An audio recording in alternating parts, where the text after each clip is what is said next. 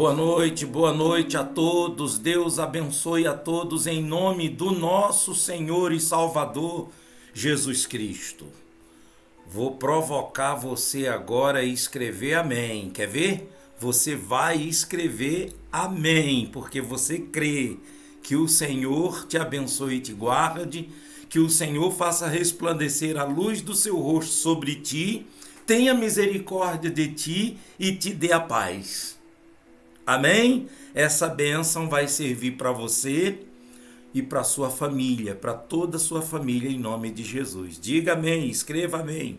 Se você não é inscrito no canal, se inscreva, clica no sininho para que você possa receber as orações. E também nós vamos trazer para todos vocês aqui o verdadeiro significado do Evangelho. O significado de evangelho e a função, o propósito, a proposta de cada evangelho. É coisa que você não sabia. Primeiro que evangelho significa o quê? Boas novas, boas notícias, boas coisas, né? E aí a gente vai ler aqui, colocando na tela para todos vocês participarem conosco. Eu não vou trazer agora um versículo bíblico, eu vou trazer agora um escrito que vai ser muito interessante para você. Mas antes, eu gostaria de falar para todos vocês do meu livro. Esse livro aqui, pessoal, esse livro aqui, Apocalipse, onde o fim é o começo. Nós estamos falando sobre o final dos tempos. O estudo do final do tempo, dos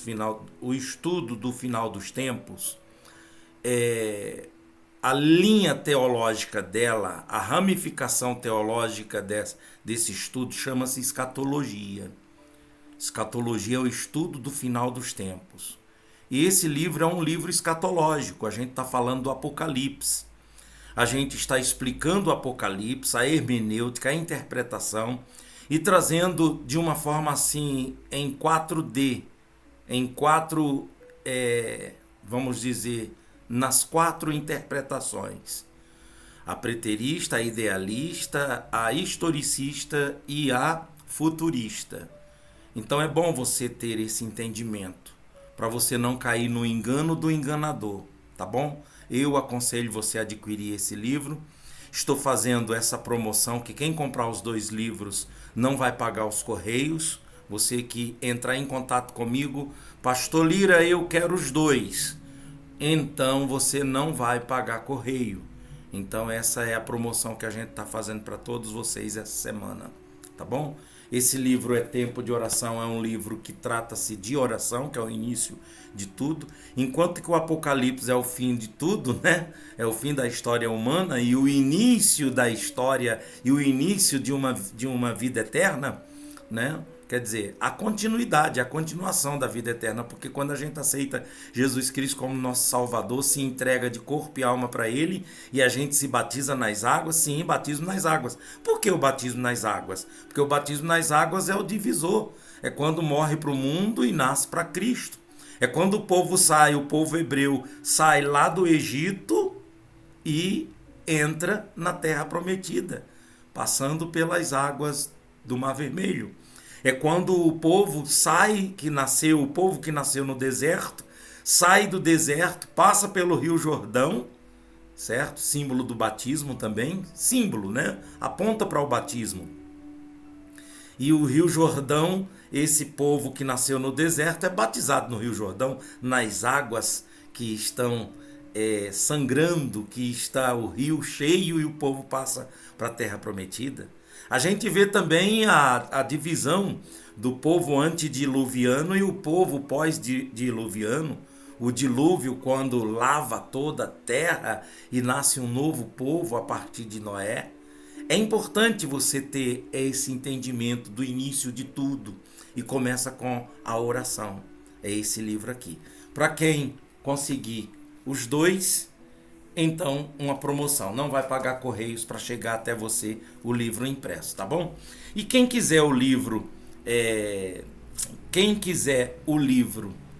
digital, então você deve entrar aqui, ó, www.etempodeoracal.com.br. Então você entrando aqui, você pode adquirir esse livro um desses livros. Já falei dos meus livros, vamos agora para o que interessa, que é justamente o verdadeiro significado do Evangelho. Então vamos ler aqui. Eu vou baixar só mais um pouquinho aqui o fundo musical, para não atrapalhar o teu entendimento. Vou colocar aqui na tela, leia comigo, vamos lá, vamos ler juntos. Diz assim, ó, essa pesquisa aqui, ó, os evangelhos como um gênero literário. Então, vou ler aqui, ó. Deixa eu ver se está na tela, já está na tela, né? Os evangelhos são um gênero único na literatura universal.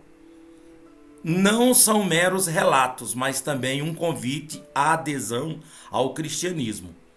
A sua primeira interpretação ou intenção não é biográfica.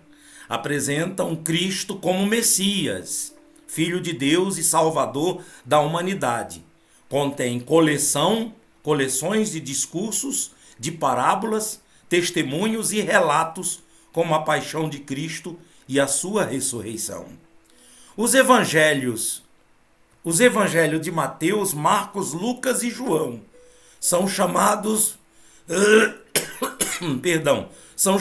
evangelhos canônicos, por serem os únicos que o cristianismo primitivo admitiu como legítimos e hoje integram o Novo Testamento da Bíblia, sendo também os únicos aceitos pelo grupo que sucederam.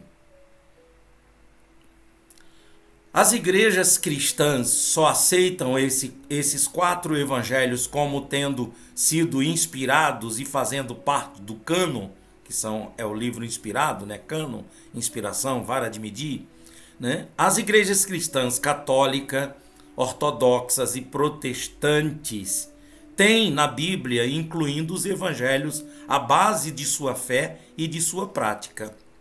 O evangelho de Mateus foi escrito para convencer os judeus de que Jesus era o Messias, era o mesmo Messias que estava por vir, por isso enfatiza o Antigo Testamento e as profecias a respeito desse ungido.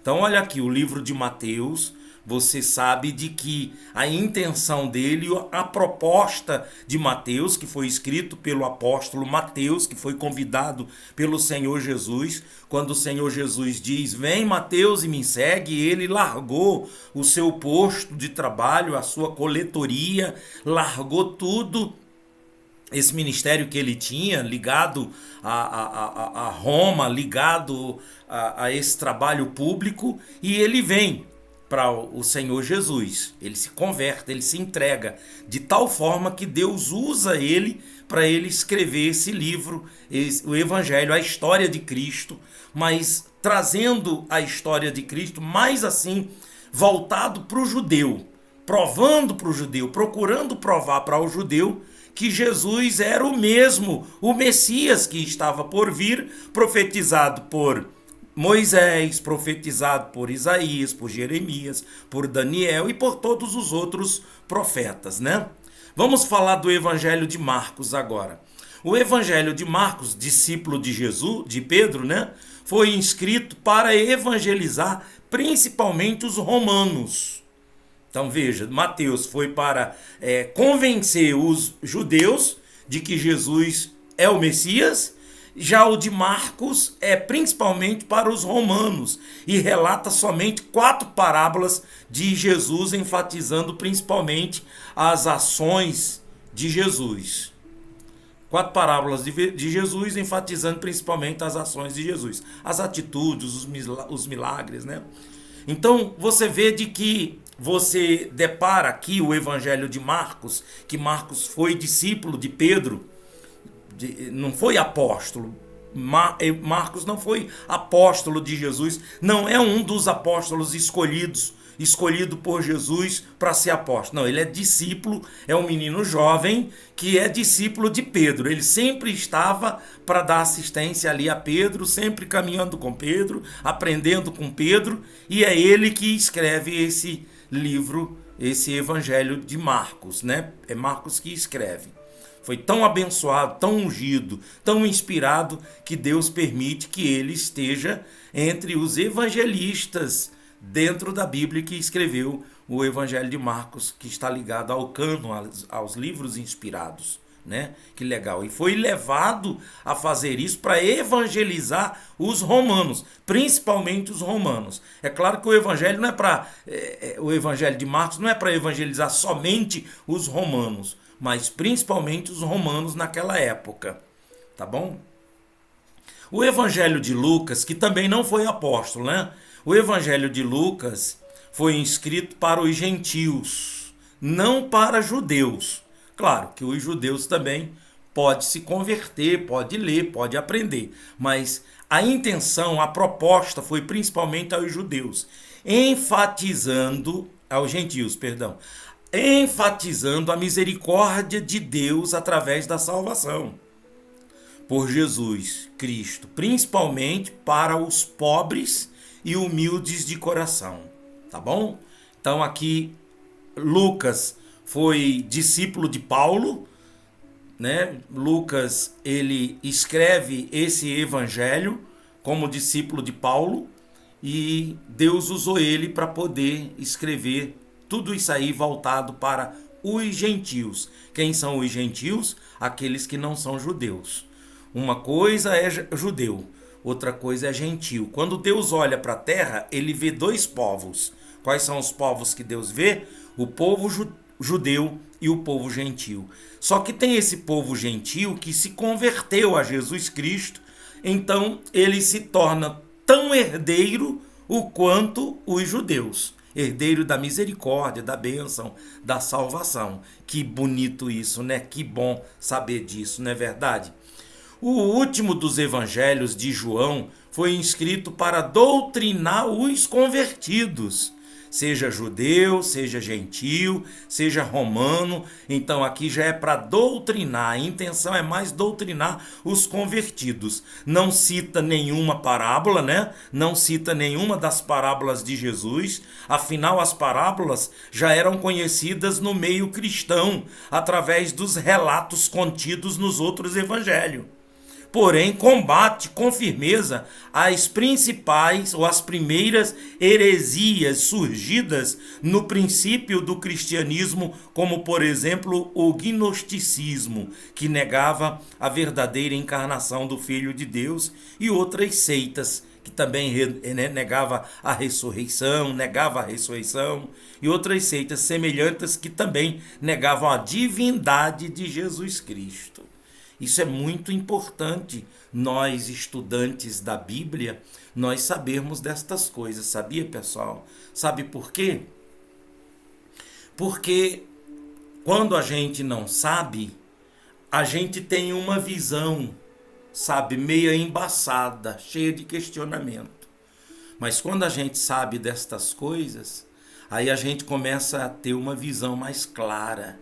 E quando a gente lê a Bíblia, a gente já vê e tem uma exegese, uma interpretação assim, sabe, mais clara no nosso entendimento. Por isso que isso é muito importante. E eu diria para você ler cada evangelho, sabendo de que o evangelho de Mateus está trazendo mais para os judeus para convencer que Jesus Cristo é o Messias, convencer os judeus. O evangelho de Marcos é mais para evangelizar os romanos, que nessa época Roma invadiu Israel e tomou Israel. Então o que mais tinha dentro de Israel era romano. Então foi alcançado, muitos romanos foram alcançados por causa desse tipo de pregação, desse timbre, sabe, desse método de que Marcos usou para evangelizar os romanos. E tem o livro de Lucas, que é levado aos gentios, diretamente para os gentios, principalmente os gentios, os não-judeus. E também vem João, quando João é para doutrinar os convertidos. Quando ele vem trazendo para nós um evangelho assim, a história de Cristo, falando do Messias, mas de uma forma para poder se doutrinar, ter disciplina, tá bom? Vocês gostaram dessa pesquisa, dessa mensagem? Qual é a mensagem, pastor? Leia o Evangelho para que você tenha uma nova vida. Essa é a mensagem. Leia os Evangelhos e aprenda sobre os Evangelhos, que uma vez você fazendo isso, com certeza você vai ter uma nova vida. E acima de tudo, você vai ter o quê? A salvação. A vida é eterna. Tá bom? Eu diria para você ler com muita atenção e antes de ler, você orar, sabe? Você orar a Deus, antes de você ler, você falar com Deus e você dizer: Deus, em nome de Jesus, fala comigo através da leitura do Evangelho. Tá bom? Vamos orar? Vamos falar com Ele agora? Vou aumentar aqui o fundo musical. Deixa eu colocar, aqui na tela, ó. Mas quando vier o Consolador, que eu da parte do Pai vos hei de enviar, aquele Espírito da verdade que procede do Pai, testificará de mim. Aleluia. Que bom, né? Vamos falar com Deus.